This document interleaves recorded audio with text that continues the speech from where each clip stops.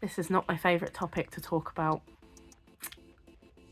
This is not my favourite topic to talk about at all.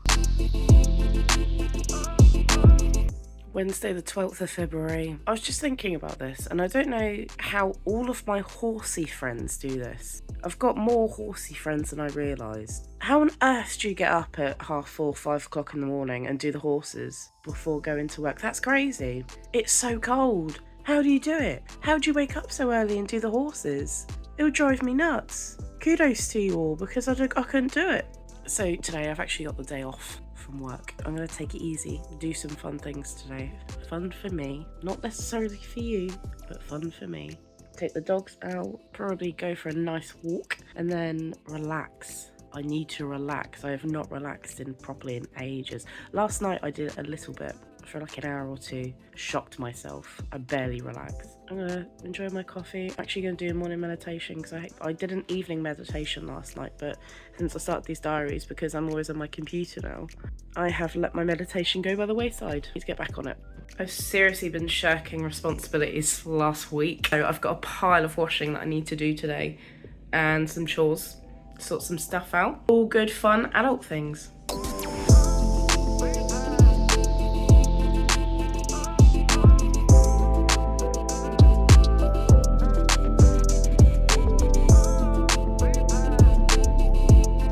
I have no makeup on. I've got my hair in a high pony. Today, I'm going to the New Forest area with a friend.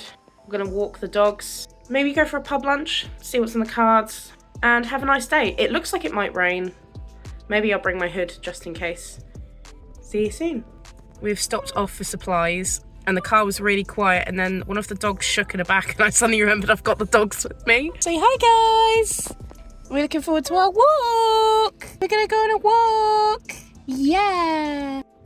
You're not coming in the front with me. There's 3 of you and you'll fight for the front seat. You can look at me as much as you want. You can try and bargain with me, but I don't bargain with terrorists such as yourself. I'm looking at you, Milo. I'm looking at you because I know you're the main one. You're the main antagonist in this little throuple. Today's topic, how can I explain love? Now, it's going to be a big topic. I'm not going to walk and talk about this today. I'm going to wait till I get home so I can sit comfortably in a nice warm room and then I'll talk about it. There's kind of too much to sift through, too many thoughts to sift through out with the dogs, and I can't concentrate on walking the dogs and talking about love at the same time.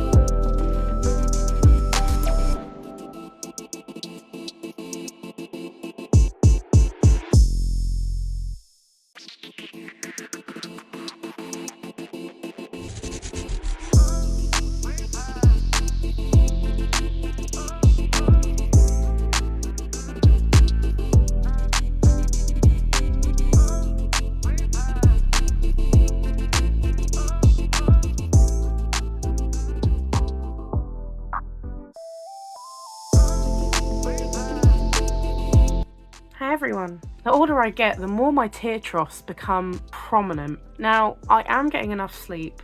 I do go to bed, I do relax. The tear troughs, the sunken tear troughs are actually a female family trait. So my mum has these, my nan has these.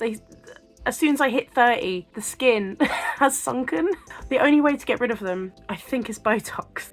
And I don't want to go down that road just yet. But every day I notice them. Never mind. I hope you've all had a good day. I had a lovely walk today. I haven't been into the New Forest in about 2 years, even though I live relatively nearby, which is crazy. I just never go there. Today's topic is an interesting one. Can I explain love? Yeah. Do I want to? Not particularly, but will I? I'm not one to back down from a question, so yes, I will. I'm going to break down everything I know and believe to be true. We all have our own interpretations, what we believe, what we feel. I'm going to let you into mine. Love is a very, very broad term. Love comes in 3 primary categories. So you've got unconditional, so like family. You've got like friendly love. Then you've got partner love, romantic love. 3 main categories. I've held up 4 fingers. 3 main categories. Family love is very, very different. When you're growing up, you could have siblings that you absolutely loathe with your very soul, but you know inside that you love them because they are your family. We cannot pick our family. We are born and delivered the family that we are supposed to be with. Some people get on with their family, some don't. As you get older, arguably family units do tend to stretch out and become more few and far between. Sometimes there are rifts, problems that may have come up in childhood, and these are things that you are either working through or can't get past.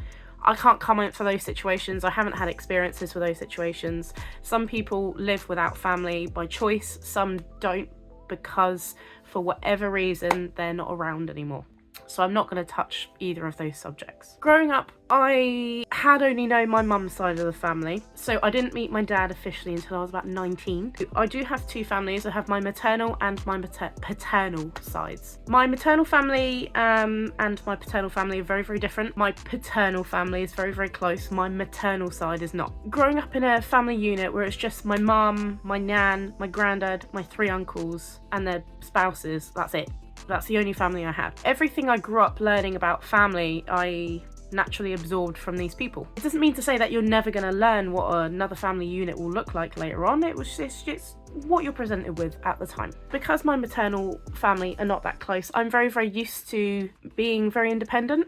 I'm very, very used to doing things on my own. I'm not a very open person. Whether or not this was a family trait or whether or not this was a learned trait, you can argue nature versus nurture for hours. But I'm not comfortable with everybody knowing my business. I'm not very comfortable with talking to a lot of people about how I feel about things. A very, very, very select few people will know what's going on with me if I'm facing something, if I'm facing a challenge.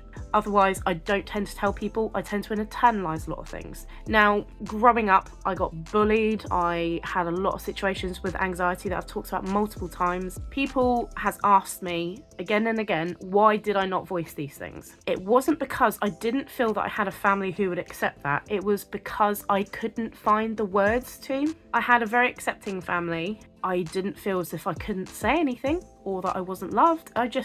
With myself, I could not find the words to voice what challenges I was going through at the time. In childhood, teenagerhood, and beyond. I met my dad's family when I was 19. There were a lot of things going on at the time that kind of forced us together. When there's a lot of feelings, when there's a lot of thoughts, and you don't know each other very well, especially a whole new family unit, there can be some very volatile feelings from all sides. There were a lot of volatile feelings from myself. I did not understand how to function with a new family unit. I was 19, 20 at the time. I thought I knew the world, and I was arrogant enough to think that I knew everything. It wasn't until later in life that I sat down with them and we established new boundaries of a relationship. Things had settled down inside myself. I went to therapy, went through several stages of life. I went through a lot of time where I didn't want to be here anymore. And if it was as easy as just opening a door and walking through, I would have done it in a heartbeat rather than feel this whole roller coaster of emotion of life. There was a time I did not want to be here. During that time, I got put onto antidepressants and anti-anxiety tablets. That helped for a long time. It's only within the past 4 months I've come off them for the first time. I started to build habits and boundaries in my own life that I felt a lot more comfortable with, and I don't need medicinal or pharmaceutical help anymore in that respect. But I was on them for a good 4, 5, 6 years while I was processing my emotions in these several stages of life. It was not a quick fix. I was a very volatile person. I did not know how to fix myself for a very long time. Even now, I consider myself to be functional. I don't know if I'm fixed. I don't know if any of us are fixed. All we can do is get up and try our best every single day and go from there. My point here being is that it was only the love of both sides of the family that I was able to pull through. That unconditional love that people can tell me that I'm being a absolute idiot, I can still take that on board and know that is unconditional love.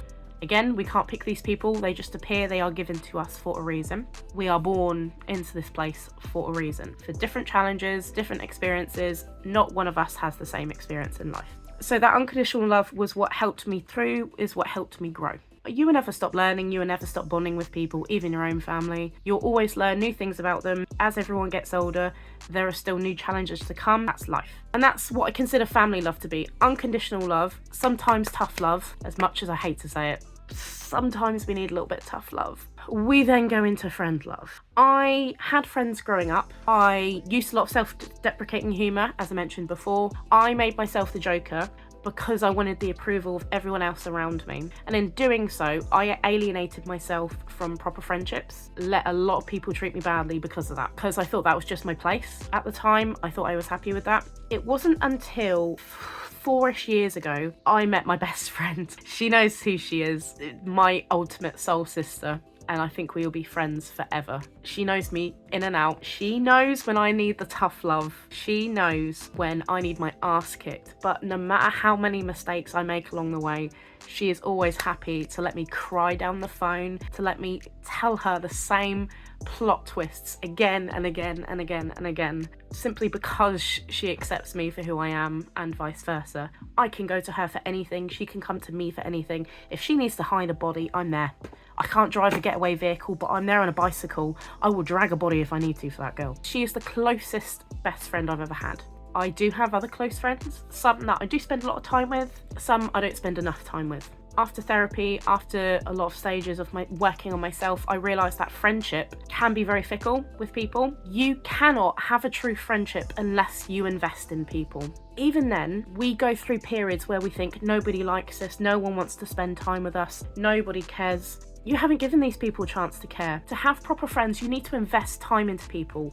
Not everyone will invest back. I'm going to say that now. Not everyone will invest back. And these people are not worth your time if they don't. If you were giving and giving and giving and giving to someone and they give you nothing in return, these are not real friends. They're acquaintances at most. There needs to be a give and take. Sometimes you have to be a giver. Sometimes you have to be a taker. There is a balance, a very, very delicate balance.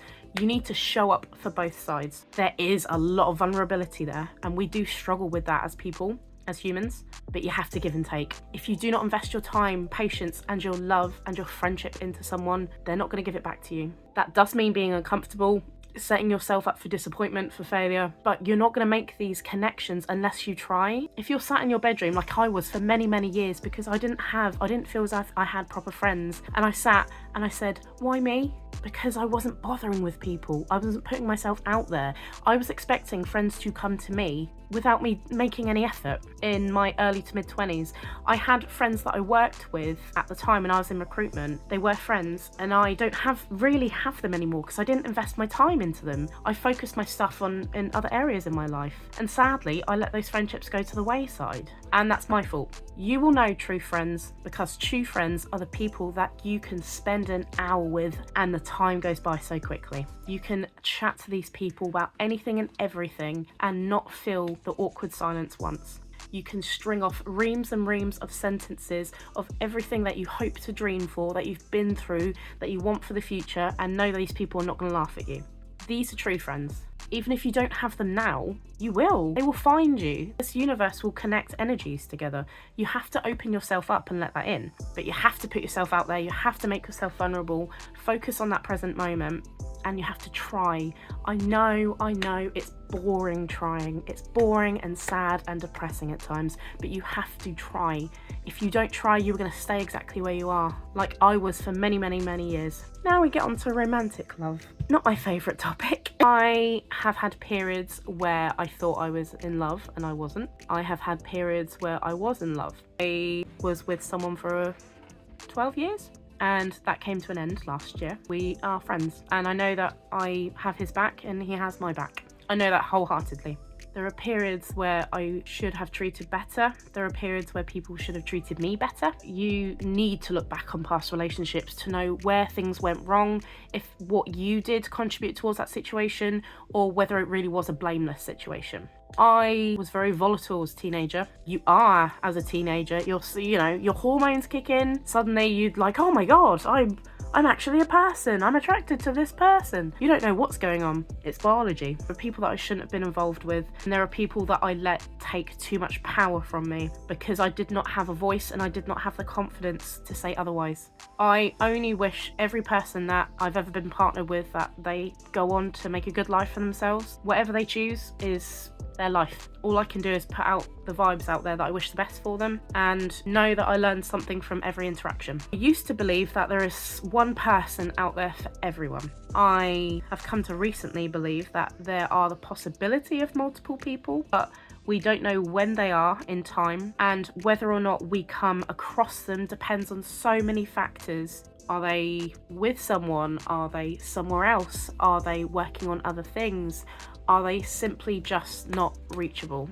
In life, we come across people that throw us challenges that we do not expect. They come out of the blue, or we may have known them for a while, and suddenly the trajectory of our life changes. I'm a very loyal, old romantic sort of person. If I'm with someone, I will try my best at the relationship until it comes to a natural end.